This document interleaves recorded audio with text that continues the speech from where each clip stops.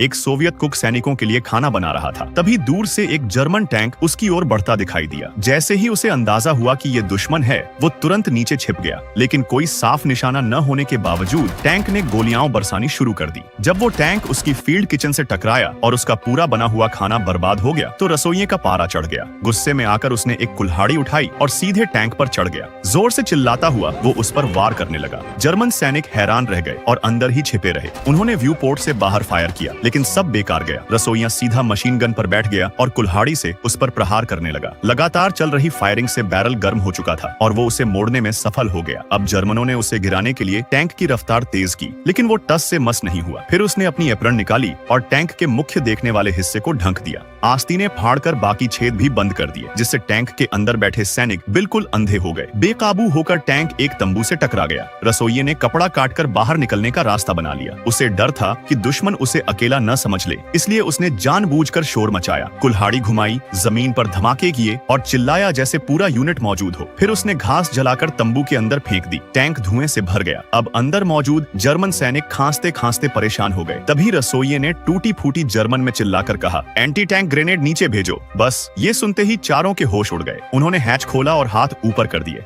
रसोइये ने तुरंत राइफल तान दी और सबको हथियार फेंकने को कहा। जब वो सैनिक पीछे मुड़े तो हैरान रह गए। जो उन्हें घेर रहा था वो कोई योद्धा नहीं, एक अकेला कुक था। लेकिन तब तक बहुत देर हो चुकी थी। रसोइया उनकी शक्ल देखकर ठहाका मारने लगा। कुछ समय बाद जब बाकी सोवियत सैनिक लौटे और दूर से टैंक देखा तो सभी घबरा गए, जमीन पर लेट गए और कवर में चले गए। मगर जब कमांडर ने झांक कर देखा तो पाया कि टैंक के पास वही रसोइया खड़ा है, हाथ में राइफल लिए और चिल्ला रहा है, बाहर आ जाओ, खाना तैयार है। सब दंग रह गए। जब उन्हें यकीन हो गया कि वो बंदी नहीं है, तब जाकर बाहर आए और जब पता चला कि उसने 4 जर्मनों को बिना एक भी गोली चलाए पकड़ लिया और एक टैंक भी छीन लिया, तो वो अवाक रह गए। ये कोई मनगढ़ंत कहानी नहीं, बल्कि हकीकत में घटी एक रोमांचक घटना है।